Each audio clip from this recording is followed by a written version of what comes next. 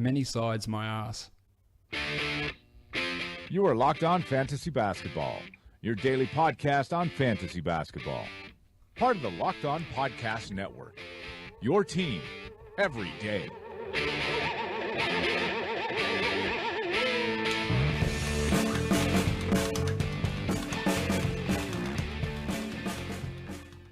Hello and welcome to the Locked On Fantasy Basketball podcast, brought to you by Basketball Monster. And today's Locked On Fantasy Basketball podcast is also brought to you by SeatGeek. Download the mobile app for the easiest way to buy tickets and use the promo code LONBA to get yourself a $20 rebate on your first purchase. My name is Josh Lloyd, and as always, you can find me on Twitter at redrock_bball. Instagram is the same, and facebook.com/redrockbasketball, where you can watch this show streamed live, which if you are watching this show live, shout out to you and hello to you on a either Monday morning or Sunday evening, depending on where you're located.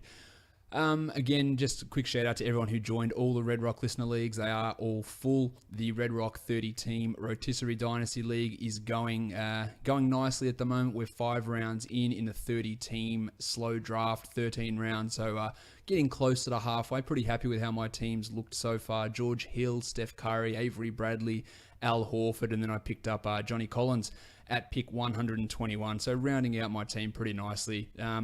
Not sure how exactly it's going to go, but I'm pretty happy with how the team's looking so far. Got a couple of picks up my sleeve for that next selection coming at number 151. Hopefully those guys are still around, but I'm doubtful that they will be. But I don't want to give too much away. What we're going to do in today's podcast is we're going to look at the Eastern Conference. And we're going to look at players who could potentially be breakout players.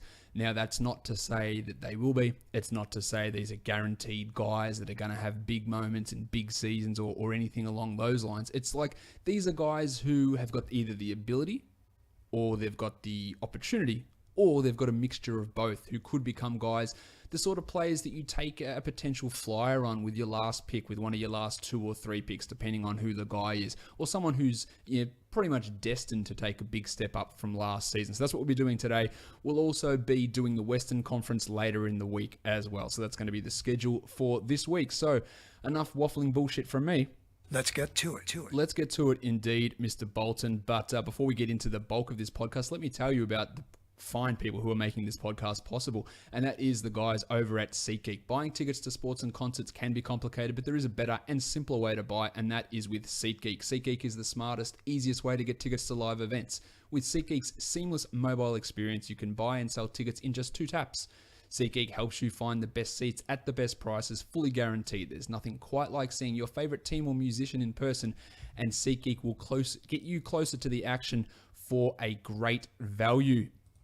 I've got that app on my phone. I've used it. Saw a couple of baseball games over in the States. You know that. And obviously next time I'll be heading over there, I'll be using SeatGeek again to get myself tickets to whatever event it is I'm going to be looking to see. SeatGeek is designed to make your experience to buy tickets easier than ever. It saves you time and money by searching multiple ticket sites to compare the prices and find you amazing deals. And to get the most bang for your buck, SeatGeek grades those tickets based on value to help you immediately identify the best seats that fit your budget. Green, good value. Red, might want to find some different tickets. Plus, every purchase is fully guaranteed, so you can shop for tickets on SeatGeek with confidence. Make SeatGeek your go-to app for finding the best deals on every type of ticket, from sports and concerts to comedy and theatre. And best of all, listeners to this podcast get $20 off their first SeatGeek purchase. Just download the SeatGeek app. That's easy. That's free. Enter the promo code LONBA, and that's it. It's promo code LONBA to get yourself $20 off your first SeatGeek purchase. Doesn't get much easier than that, does it? Let's talk Eastern Conference. Before we do that, I see Corey Kent, who was watching live. He says he missed out on the listener leagues. He was like an hour late on getting in. Seriously, those leagues filled up at an extraordinarily high rate. All the Patreon subscribers got priority access. They had a full week to get in there and take as many spots. Well, not as many spots. They took their spot each in those leagues, and then whatever was left, it filled up extraordinarily quickly. I think part of it is because we had so many Patreon subscribers. So thank you to everyone who did that, whether that was just to get yourself into a league or the fact that you enjoy this podcast and you want to support it. And if you do want to support it, the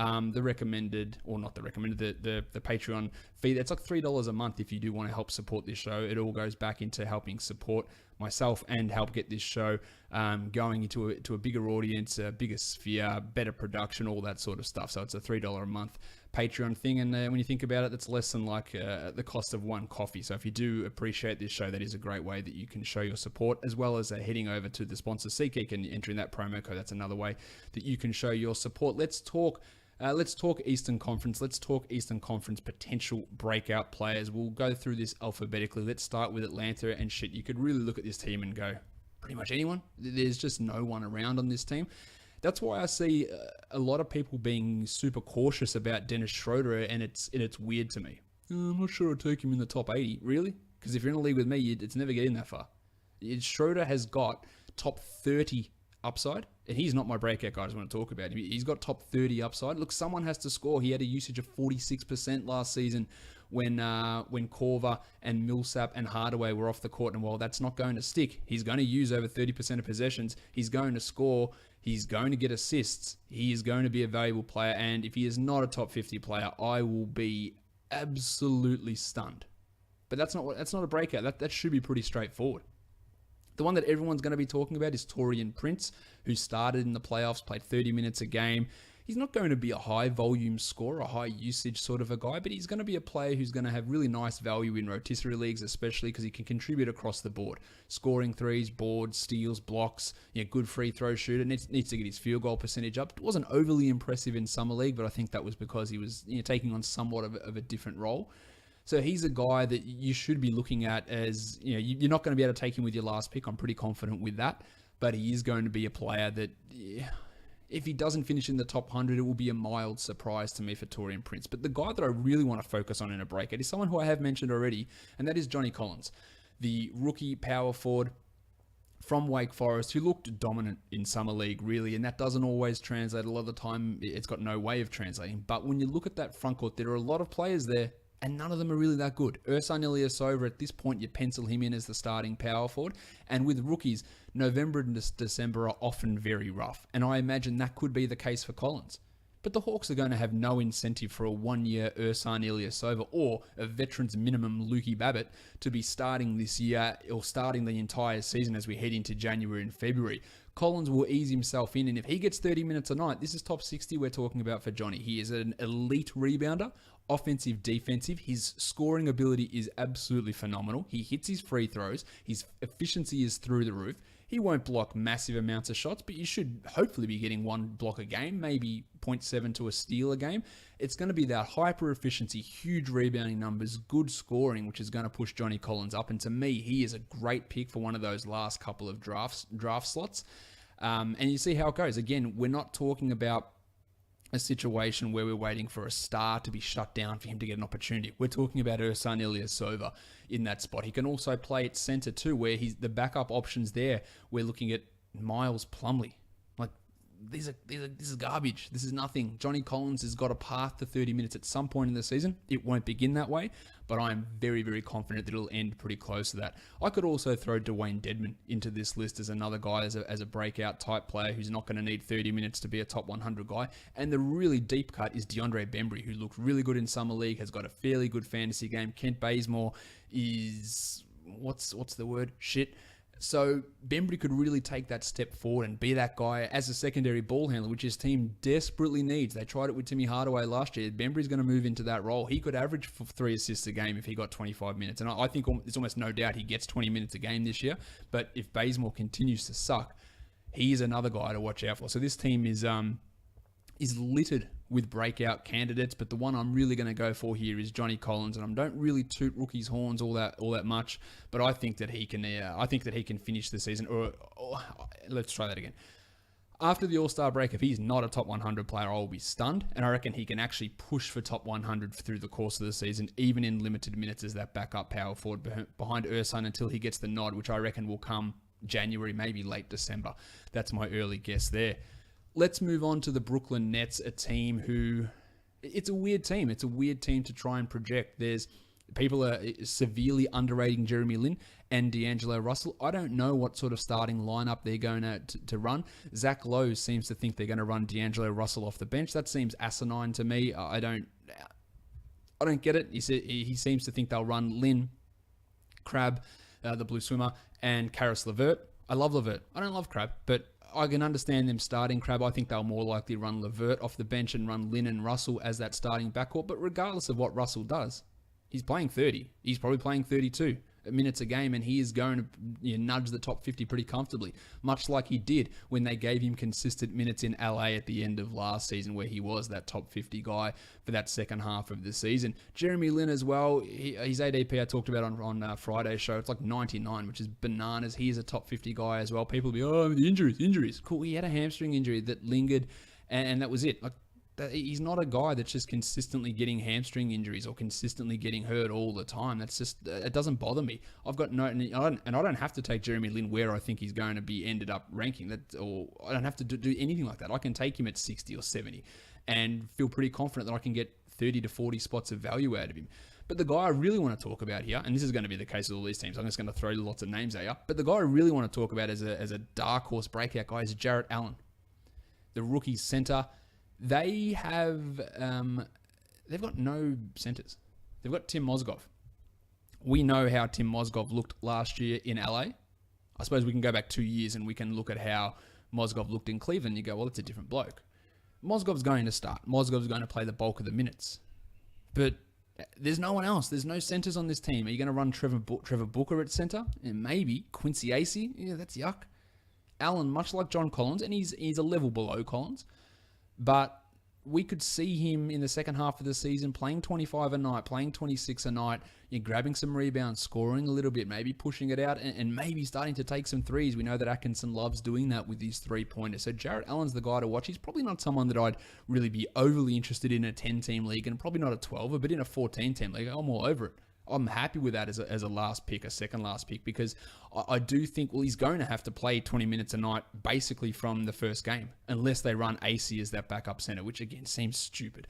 I think you're getting 20 minutes a night straight away from Allen, and then he can push to 25, 26 as the season moves on, and that could make him a really valuable player. So he's an interesting guy for me to look at. For that Brooklyn team. There's lots of guys. Levert's another one, but the addition of Crab and Russell do sort of put a dampener on him. Crab, I know some people are pretty big on him. I just see him as not a good fantasy player. Yeah, he's going to shoot a lot of threes. That's fantastic. Great. He might hit 2.5 threes a game. Awesome. But he just does nothing else. He's Doug McDirt. He's Ryan Anderson. He's worse than Ryan Anderson. He gives you nothing. Steals, blocks, assists, rebounds. He's not a volume scorer. Although that might change in Brooklyn. You assume his volume will go up. He doesn't get to the line. Totally fine as a late pick. No problem with that. I just don't see his upside as being anywhere close to sniffing top 50 or top 75 or anything like that. You might take him at 120 and he finishes the season at 100 or 95 or something. That's okay. That's okay, but I don't see him as a big breakout guy. Jarrett Allen's the more hidden guy there, in my opinion. Let's move on to the Boston Celtics. And it's a hard team to get a breakout guy happening with, just because there is so much talent there, but there are still gaps in this lineup that we need to account for. They lost Avery Bradley. We're aware of that. They lost their entire front court except for Al Horford, Jordan, Mickey, Amir Johnson, Khalil Olynyk, Tyler Zeller. They're all gone. Aaron Baines came in. Ante Zizic came in. Now, Zizic would have been the guy that I would have said, you know what, he's a real chance here to be this breakout guy, but he sucked for the start of Summer League, started to look good at the end, and then they brought Aaron Baines in. I think that Baines will start for this team. It doesn't mean that he'll play a lot of minutes, and then they'll go small after that. But I think Baines will start. That's going to limit what Zizic can do. I think the guy we need to look at for a breakout is Jaylen Brown. Now, I do think it's going to be tough for Brown to get stacks of minutes. I think they'll play Gordie Hayward at the 2 a lot. You'll get Jay Crowder at the 3. You'll get Horford at the 4, Baines at the 5. And then you'll get that situation where Baines goes off and Marcus Smart comes in and he plays his 30 minutes a night. Rozier's there as well. And Jalen's got to fit in along with Marcus Morris and Jason Tatum at getting minutes at the 2, 3, and 4. Although Tatum and Morris are unlikely to get minutes at the 2. But Jalen could be that guy. I think it's going to be tough for him to get enough minutes, but he did surprise me with what he was able to do last season, and maybe that could happen again. I think it's a real stretch to think that he is a late pick in a standard league draft, because there's just too many things that need to happen for him to get into a large enough role. You need Marcus Smart to see way less minutes. You need Aaron Baines to not really play. You need Tatum to not really play. You need Marcus Morris to play 15 a night. There's just not enough minutes to completely go around. But there is still that possibility. If there's someone that I'm predicting from this team that could do it, it will be Jalen. But even then, I'm not a massive fan of his. I'm not a massive fan of his fantasy upside in general. I think he can play. I think he can be a decent player, but he doesn't look to me like he's ever going to be a great fantasy player. And I think a lot of people can be a bit skewed from what we saw from him in Summer League as well. Had a great first game and then struggled quite a bit for the rest of Summer League. And I think that sort of goes under the radar somewhat also. So that's something to keep in mind with Jalen. But on a team like Boston, finding that breakout guy is not an easy sort of task. Let's talk Charlotte. Malik Monk is probably the easy one to go for here, the easy choice, but I don't love his fantasy projections. I talked about Alan Crabb being a three-point shooter and nothing else. I got the feeling that Monk will definitely be that sort of a player in his first season. Rookies don't often come in with super efficiency and super great games. He obviously has to steal minutes away from Kemba or Batum or Kid Gilchrist, who are playing the 1, 2, and 3. Yeah, he'll probably take the minutes away from Jeremy Lamb. We're aware of that. Michael Carter-Williams is there to provide some defense.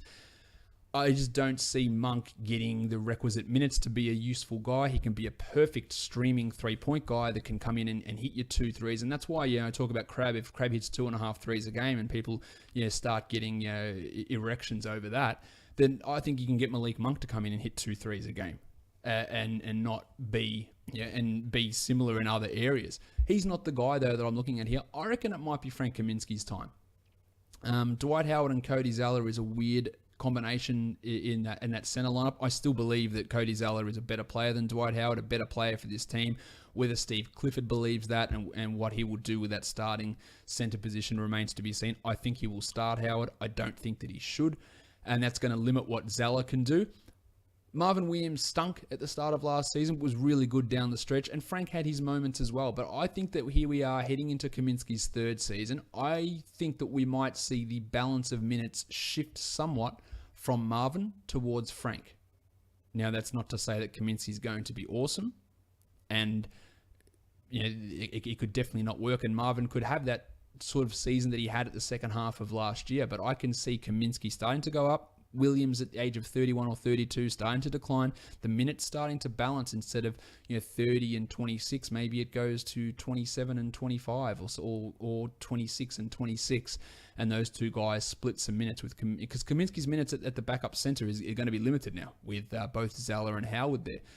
So you're going to see, I think, more of Frank at that center, at that power forward position. We saw last year that Kaminsky was able to put up really good fantasy numbers when Zeller was out. That doesn't mean that he played well, because he didn't play all that well as a center. He plays much better as a power forward.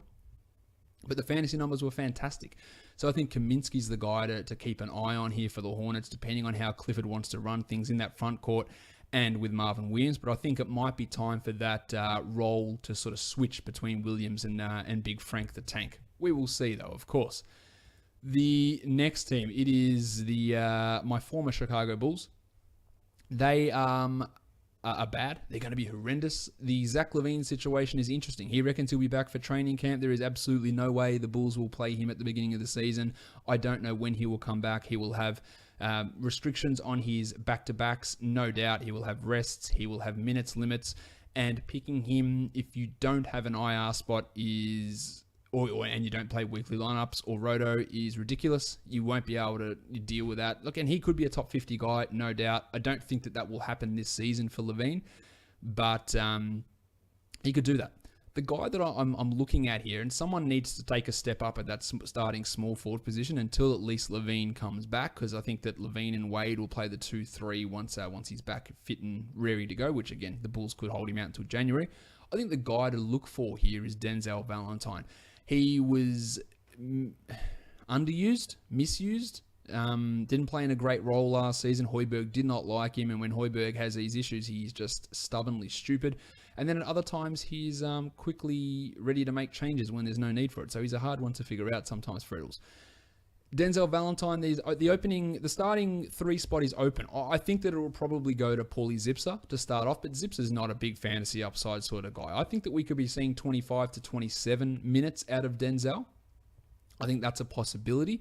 And without Jimmy Butler, who is a guy that averaged over 5 assists a game, without Rajon Rondo, who averaged 8 assists a game, with Dwayne Wade probably playing less minutes this season than any other season, with the point guards being Chrissy Dunn and Cameron Payne, like not guys who are high usage, high assist type of players, Valentine should be able to see the ball in his hands a lot more. And getting those assists can be really valuable. He had really good college translations. He can hit threes. He can rebound. He can get steals. If he finds himself in a large enough role and looks more comfortable in the NBA this year than what he did last year, Denzel Valentine has the potential, small chance, has the potential to crack the top 100. Now, there's a lot of hoops to jump through. The return of Levine, starting over Zipser, Fred Hoiberg's trust, shit players everywhere else on the team. There's a lot of things that can happen, but Denzel's that guy that maybe if there's no one else around with that last pick, I take him and I go, well, let's just see what happens. Because a guy that gives me 12, 5, and 5 with 1.5 steals and 2 threes a game, I'm okay with that. I'm really down with that. Now, that's almost probably pushing it to best case scenario. But it's not best case scenario in that like there is no way that's going to happen, because that's what I'm trying to talk through here. And talk about, like, these are the things that could happen, and these are where the paths of how it could go down or why it could go down and all that sort of stuff. So that's the way we're looking with these sort of players or these sort of breakout picks that we're looking at here. Let's go to Cleveland, and let's move on from Cleveland because there's just no one. There's no one. There's no young players on this team apart from Cedi Osman, and he's going to require LeBron James, Dick Jefferson, Jeff Green to all go down before he gets a chance. So it's not happening. Kyrie's not breaking out. We know what he is. I guess some of this changes if Irving isn't on the team and they change things up, but there's no breakout player on this team. And I tried real hard to find someone to keep it in tune with the theme of this show, but I'm not bullshitting you guys. There's no need for that. Let's move on to the Detroit Pistons. It has to be the man, Stan Johnson. I see a lot of people talking up Boban. I don't get it. I don't get it. I know that Boban is a per-minute beast. I know that he's going to be able to put up numbers in limited minutes. His upside is just... there's none. There's no upside with Boban. He is not coming in, supplanting Andre Drummond and playing 30 a night. Even if Andre Drummond goes down, Boban can't handle 30 plus a night. He can't. He just can't do it. The Pistons are going to run Andre Drummond. Their backup center is going to be the tackle box, John Lua. He is going to play center a lot. Anthony Tolliver is around. He might play some center, and Boban will play some, but he is not playing 26 minutes. He's not playing 25 minutes. I don't get it. To me, that is a wasted last pick. There is no upside in Boban. And I know he's a beast. I know he's a per-minute beast, but he's a per-minute beast that is just never getting the bigger minutes. Like, I could see him being a top 150 guy in 18 minutes a game very, very comfortably. But how many more minutes does he get? Like, where does he go from there? He's going to be a great streamer. And any time that Drummond has to be out, I would imagine he starts and plays 25. And then you go, shit, this is really awesome. But Drummond's been fairly healthy throughout his career. I just don't see it for Boban. Let's talk Stan. They lost Kentavious Caldwell-Pope. They lost Marcus Morris. That's 2 starting spots. One is filled by Avery Bradley. The second, what do? Do they put Toby Harris there and they start the tackle box at the 4? Let's be honest. John Lewis shit. He's shit. Toby Harris should be starting at the 4. That is what his best position is. And they should start Stanley Johnson at the 3. Now, Stanley Johnson was an absolute disaster last season. Horrendous. Like, no doubt about that. Couldn't shoot for shit. Couldn't defend. Couldn't do anything. But I like his opportunity, regardless of whether he starts or not. He's getting 25 plus. And there's a real opportunity here to take his game to another level. 3rd season in the NBA. Get some good steal numbers, handy assists, hopefully get that scoring going, hit some threes, and hopefully get his efficiency back going, which took a real downturn. The opportunity is here for Stan. He has to grasp it. Van Gundy could screw it up by throwing Lua in as the starting 4. But regardless, Johnson is going to get these minutes. He is going to get mid-20s at least, but he's got the upside to 30, 32 in that potential starting role. So Stan's the guy I look at there. The other guy who's going to go for cheap in drafts is Reggie Jackson, and I'm all in on that. If he's there at 110, I'm taking him without any hesitation whatsoever. To me, that is as big a no-brainer as there is. Bobby Madry just said, any chance Reggie Jackson makes an impact like two? Yeah, absolutely. Look, if his knee is fine, absolutely. His knee was just screwed last year, and that's what killed him. But yeah, no doubt, Bobby. And Corey says he's Stanley Johnson still in Van Gundy's doghouse. Well, Stan doesn't really have much of a choice unless he wants to run Reggie Bullock out there for big minutes. I don't think that he is still in his doghouse. That could really change pretty quickly, but I don't believe that's the case at the moment. Let's talk Indiana, a team that obviously has been decimated. The departure of Paul George, the departure of Jeff Teague. My name is Jeff.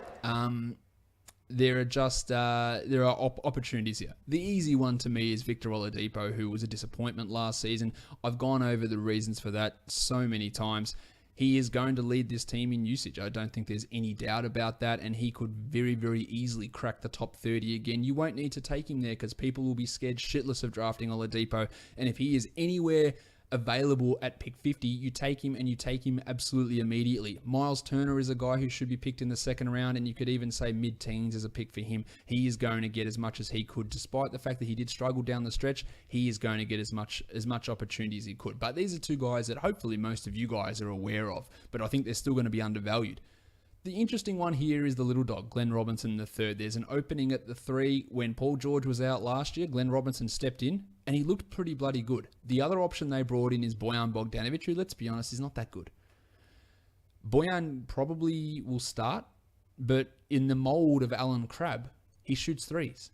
He does nothing else. He doesn't get steals or blocks or passes or score in volume or get to the line or anything along those lines. Now, Bojan's an interesting pick, and I've got no problem with picking him. But when one of your picks is a last pick, their biggest contribution is 3-pointers, and they have no upside, I'd rather go a different direction because I'll find my threes when he gets dropped by the guy that picked him up, and I'll just stream him in and grab him that way. Robinson can do more. He can rebound. He can hit the 3 as well. He can do more defensively, block some shots, get some steals. I don't know if he's going to get more minutes, and at this point, I'd say he probably won't. But I think there's the opportunity here for him to outplay what Bogdanovic can do and play on both sides of the ball more effectively and earn himself high 20s in minutes, and I think that makes him an interesting target there. I don't think we should be getting overly excited for Lance Stevenson. I know many people do, and I am never one of those people. But with Collison, Corey Joseph, and Victor Oladipo all there in that backcourt, Stevenson's going to be a low 20s minutes guy, and that's not going to render him useful for standard leagues, in my opinion. Let's move on to, Bobby says Collison I like this year. Yeah, I like him too. He had a top 50 season with Sacramento a couple of years ago. He does have some injury concerns. I believe he will start over Corey Joseph. I don't think he's getting 35 a night, but to me, he is one of those very, very useful late round point guards, much like Jeremy Lin, much like Reggie Jackson. Really happy to grab those guys late as well. Miami. It has to be Joshy Richardson, in my opinion. I'm a massive Josh Richardson fan. You know that. The return of Dion Waiters is not ideal. I think Richardson's better than Waiters. I'll pretty straightforward. I think Richardson's better than Justice Winslow, and I think that he can get minutes at the 1, 2, and 3 for this team. He should play 30. He played 30 last year in a year where he was injured basically the whole year and struggled. And at the end of the year, when his wrist was fine, when his knee was fine, he was killing it. He blocks a shit ton of shots. He gets steals. He passes. He rebounds. He hits threes. We saw his rookie season. His shooting percentages were through the roof. We saw last year they were through the floor until he got healthy. And then they were back looking very, very good. So which one is Josh Richardson? Is it the one that we saw for a season and a couple of months? Or is it the one that when he was injured? I think it's somewhere in between, but probably leaning more towards the one we've seen more of when he was healthy. I think that Waiters will probably start. I think it's a bad decision, but I think that Waiters will probably start. Richardson, to me, is the better player there. He can do so much defensively, and they're going to use him. Think of him like a Marcus Smart, that even if he comes off the bench, he's getting 30, and he's providing stats that aren't scoring necessarily, but he can do the scoring stuff as well. So to me, he is a very, very good late pick. And yeah, it could change depending on what Spoelstra wants to do. But I wouldn't say that anything that Justice Winslow has done over these 2 years make us think he is absolutely locked in as a starter and he's going to do everything for this team. No, Richardson can supplant him in that small forward role. He could supplant Waiters in his starting two-guard role. Because remember, Dion Waiters has had one good season, and that was last season. And he wasn't fit for half of it. And so much of what Waiters did last season, I don't believe. I don't buy it. And you can tell me all about how good Dion Waiters is, that's fine. But there was just a lot of fluky bullshit that seemed to be going on with Waiters last year, and I'm not ready to fully buy in. Again, I think he will start, and I think he'll play good minutes, but Richardson's the guy that I'm really interested in. The diversity of what he can do fantasy-wise really does intrigue me. The other guy, of course, to look at there is Kelly Olynyk. We've been waiting for him to have an opportunity. I don't think he's necessarily going to get that opportunity. We've got Hassan Whiteside starting at center. There's Bam Adebayo. I think Olynyk will be the backup 5. He could start at power forward. There's also our man there as well.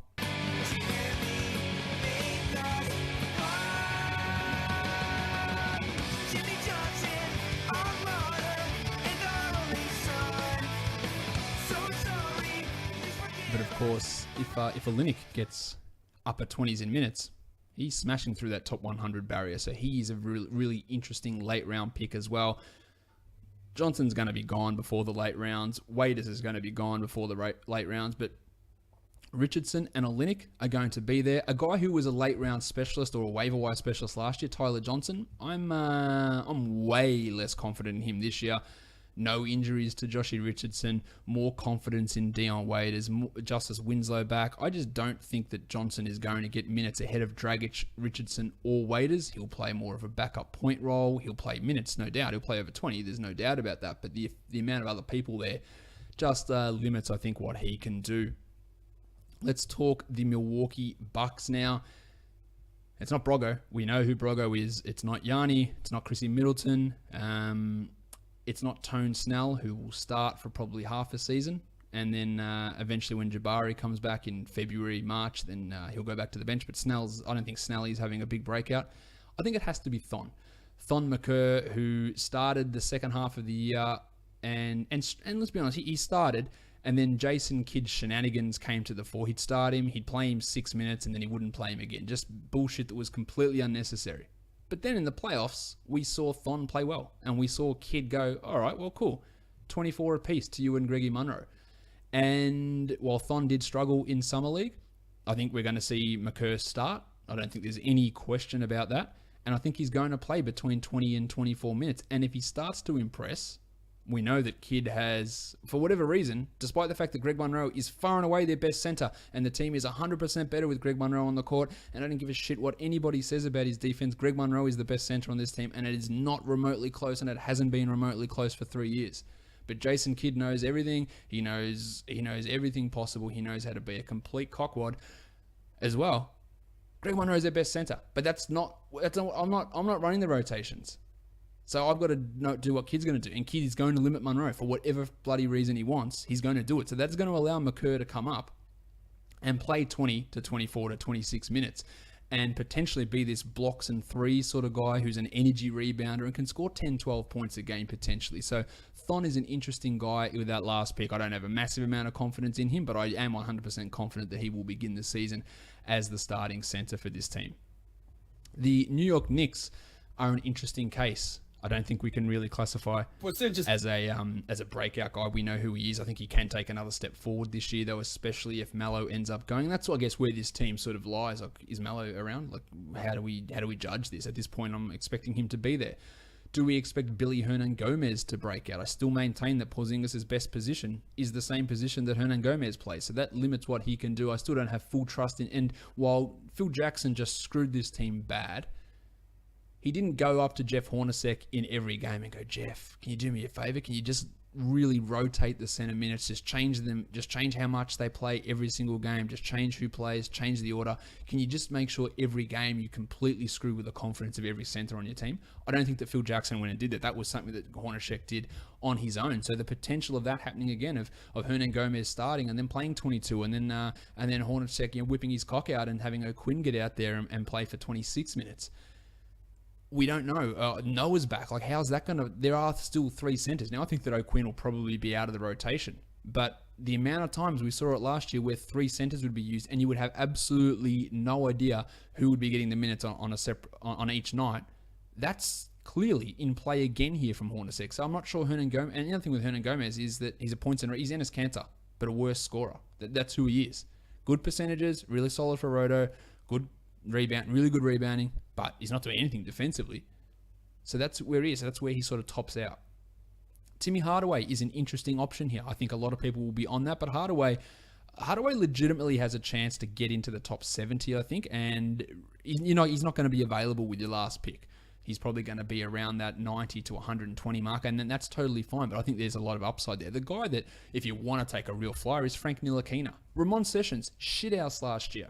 Like, torn meniscus, really, really bad in Charlotte. So is he going to come in and be the starting point guard? Maybe, for about a month until they go, oh my God, this is horrendous. Is it rugged Ronnie Baker? Maybe. But again, shithouse. Or do they just say, screw this, let's get Frank in there? Because what they do with Porzingis, now I'm not comparing Ntilikina with Porzingis, but what they said, and this is again Phil Jackson, I don't think we're going to be able to play him that much, probably 20, 21 minutes a night, he's not going to be ready. Next minute, 29 minutes a night, Porzingis is killing the league. Now, I don't think that Frank's going to be able to do that, but any talk of them, we're going to go slow with Frank, I don't believe it. I don't think that it's going to last, and Frank will be shit for November. There's no doubt. I've got no problems with saying that. He'll be shit in December probably. So he's more likely going to be a guy that if you draft him, you drop him, and then you pick him up later on. But with Sessions being terrible, with Baker being, let's be honest, not good, there is a chance for Ntilikina to grab this starting job by the middle of November. He started November after 2 weeks of these other guys being completely horrible. And then he becomes an interesting option with the ability to get the assists, to get some steals, to shoot some threes at a not bad level. So Frank's an interesting one, but there is some concerns there, obviously, with him. Sessions is a guy that you can take, but by Christmas he'll be toast. He'll be cooked. There's no way that Sessions is going to maintain value after that. So you can treat that last pick like a waiver wire spot, and you stream Sessions in for the first couple of weeks and you see how he goes. But he was an abject disaster last season, so I wouldn't be expecting much out of him, and there is absolutely no chance that it lasts throughout the entirety of this season. None whatsoever. Orlando. My man, Lord Alfred Payton, I still see he's not getting a huge amount of love. Top 50 guy, second half of last season, had some confidence instilled in him finally, had his free throw issue sort of fixed. Let's see if that's an ongoing thing or not. We're not 100% confident in that. The field goal percentage, I've talked about this for 3 years he's been in the league. He can be a high field goal percentage guy without being a good shooter, and that is what he is.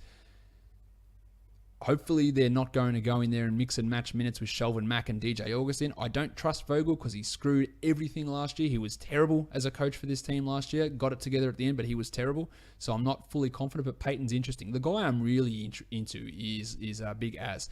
Aaron Gordon, who was horrendous in his role last year. Outside the top 220 before the All-Star break. After the All-Star break, top 50.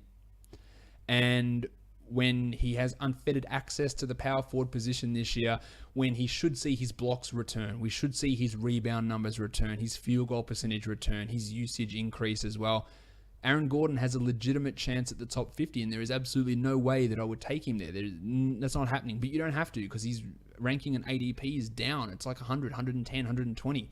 And that is where it becomes super, super valuable. And I think this is an opportunity. Now, they did draft John Isaac, who I really, really like. I think Isaac's future is as a center. At this stage, he'll be playing the backup minutes behind Gordon and playing maybe a little bit of backup 5. But I think a Gordon-Isaac front court is what this team needs. Now, they've got Nick Vucevic there, obviously at center at the moment, and Vucevic is really good, and he's probably going to be the best fantasy player on this team with a little bit of challenge from Peyton, but I think that Vuce is still that guy. But for how much longer, I don't know. I think that Gordon-Isaac is the front court of the future for this team, and Big Aaron is in a really delightful position here. We thought a similar thing last year. It didn't work, and that was, I think, wholly on Vogel. We had some level of hope. You don't have to go high on Gordon, but the results could be really interesting. The Philadelphia 76ers, I don't know. I didn't know what to do with this in terms of a breakout guy. Is it Joel Embiid, who's probably a first rounder on a per game basis? How can you call Markelle Fultz or Ben Simmons breakout guys, even though I did say that Jarrett Allen could be a breakout guy as a rookie. Either of those guys could be, but they're going to get drafted at their peak value. We're seeing that already, that they're getting ADP'd around 55 to 60. And that's probably best case scenario is around 50 for those guys. So who is the breakout sort of a guy? And is it Rashawn Holmes? He needs Embiid not to play. And that makes him interesting, as if you want to go that handcuff route with Embiid and have Holmes in there, and Holmes, you take Holmes absolutely immediately as soon as Embiid goes down, because he was ridiculous last season. And if you've got Embiid, taking Holmes with a late pick is a fine move, I think, because I think he's still going to play 18 to 20 a night most nights anyway. The breakout guy, and I use a different definition of breakout here, I think it's Bob Cove, because people still don't realize how good he is. There are still people, and by people I mean people who don't understand basketball, or really don't, casual fans maybe, that think the Sixers are going to run out a Šarić, Simmons, Embiid starting front court. Straight up, Covington is better than Šarić. He was better than him last year. He'll be better than him this year. Šarić is not a 3. He will get toasted. Simmons is not a 3. He will get toasted. Covington is one of the best 3 small forward defenders in the NBA. He will now have other players to take some offensive burden off him, so he's not the only one that's out there shooting threes, with Redick, with Fultz, with Simmons dishing and creating open shots. Covington is a guy that you're going to get at 80, at 90, and he can easily finish top 40, because he is not a high usage player. The usage that Embiid takes, that Simmons takes, that Fultz takes, it doesn't mean shit for Covington. He's going to be a below average usage player. He is going to get the value because he's going to be a 2 steals, 1 block, 7 boards, 2 threes sort of a player. And yeah, it might only be 13 points, but those other numbers are super valuable. So he is a guy that hopefully this season, that with all these players on the Sixers and everyone wanting to watch them and them maybe pushing for a playoff spot, people will watch it and go, you know what? Bob Cove's actually really good. And at that stage, we're not at that. Now, I know a lot of you people listening to this podcast know that Bob Cove is good. You would have heard me bang. I don't know who I banged on it more about at the start of last season, Covington or Jokic, saying, please do not drop them. Please do not cut them. Please do not trade them away. Please attack their owners and buy the shit out of them low. Like I said it ad nauseum. You just continue to say it. And it's because I believed in them. And it worked out. Doesn't always work out, but they were 2 guys I was pretty strong and pretty adamant with, and the same's going to be for Covington this year. He has a top 50 finish definitely in his sights, and you don't have to take him anywhere near that zone. So that's exactly what we're looking for in a breakout player. In Toronto, DeMarre Carroll's gone. This bloke should have been starting over DeMarre Carroll last year anyway, and Dwayne Casey's handling of him was an absolute disaster, and that's Norm Powell. I know they brought CJ Miles in, and everyone's thinking they're going to start CJ Miles, and I understand why. Norm Powell's a better player than CJ Miles, in my opinion. He's a better defender. He's just a better player. Norm Powell is the guy that I want with my last couple of picks. CJ is fine, but we know what CJ Miles is. He hits threes. He gets steals. He gets injured. He goes cold. That's who he is. He is not the guy that is an upside pick on this team. No chance. Norman Powell is, and to me, he is the real breakout star of this team heading into his 3rd season. It is a contract year for him as well. He'll enter restricted free agency at the end of this year. Norm Powell is the guy that we really want to have a look at. Their power forward position could be interesting as well. I assume they'll start Ibaka and Valanciunas at the 4-5, but we saw so much proclivity from Casey to run Ibaka at the 5, then who is at the 4? Does Pascal Siakam get that spot? I think he does. I think that he will push into a bigger role, and he could be a deeper league breakout type of a player, especially with OG Anunoby not ready, Bebe falling out of favor, it seems like, and Yucca Poeltl not really ready to play the 4.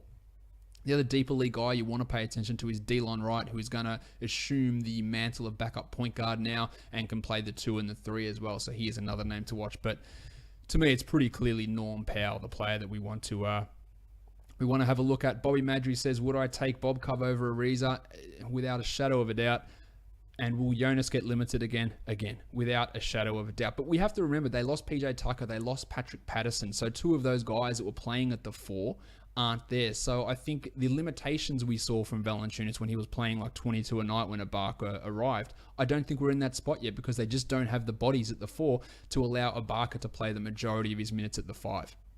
So that's going to allow Valanciunas to, I guess, get back to maybe 25 a night instead of the 20, 21, 22 that he was playing when Ibaka arrived last season. So it won't be quite as dire as that because they have lost all those 4s, and that will enable or will force Casey to play more Ibaka at the 4, more Valanciunas. Then again, he's just another player that gets consistently horribly misused. Washington Wizards. If you're drafting Marcin Gortat at pick 60, you're losing your league. And I'll continue to say that that is a horrendous pick. I don't care how consistent he has been. When Mahinmi's back, Gortat's finished. And not finishing that Mahinmi's going to play 32 a night. They're going to play 24 a night, and it's going to kill what Gortat can do. So Mahinmi's an interesting one to me. We saw some interesting games from him last season. Could he step forward at being 3 years younger and assume a 27-minute role? It's a potential. So he's got a little bit of breakout upside. The other guy I'm interested in here is Kelly Oubre. We saw Oubre play some in bigger roles last season. He sort of got limited a bit when Bojan Bogdanovic arrived, but Bogdanovic is gone, not really replaced. And I think the Wizards might run more Markieff Morris at center and run Porter at the 3, Oubre at the 4, Morris at the 5. And that's going to allow Oubre to get more minutes. Now, he's a long way off being a standard league relevant player at this point, but in deeper leagues, I think his role increases. I think there's the potential for him to play mid to high 20s with those extra minutes at the 4 as a potential outcome. And he's a name to watch and someone to definitely watch over those first 2-3 Wizards games to see how they deploy him and see how it goes down in preseason, I guess. And then we can see how that goes and snag him off the wire. But he is an interesting player for me to look at. Bobby also chimes in and says, I think Otto Porter will get drafted too early, and I am 100% sure that will be the case. Otto Porter looked great in your 9-cat metrics because of turnovers, and you know that I despise that. He was also quite poor in the second half of the season when his percentages dropped off somewhat. So I do think that he will be overdrafted to a degree. If people are looking at him in the 30s, then they are making a mistake. That is the Eastern Conference done in terms of breakouts. I will be back later in this week to look at the Western Conference to talk about their breakout players. I hope you got some information out of it. I hope you got some use out of it. I hope you disagreed with me about certain things. It's always good to have disagreements as long as you are respectful in your opinions, and I try to be that as well. Follow me on Twitter at redrock_bball and subscribe to this podcast. Apple Podcasts, Google Play, TuneIn, Stitcher, and now on Spotify as well. You can listen to this podcast and leave a review. It's the best way that you can help support the podcast outside of Patreon and helping the sponsors. But leaving a review goes a very, very long way. And shout out to Vin, who left me a 1-star review saying, hey, your noise is all screwed up. It's very low when I was doing my shows over in America. And I know there was audio issues there, but then Vin came in, he left a 5-star and said, you know what, sorry about that. Obviously you're on location and everything is fixed now. So shout out to you, Vin, for manning up to it. Or not manning up to it, for realizing, hey, there was an issue, and putting that 5-star one out there. So thank you to you, Vin, if you are listening. We're done. Thank you so much for listening, everyone. See ya.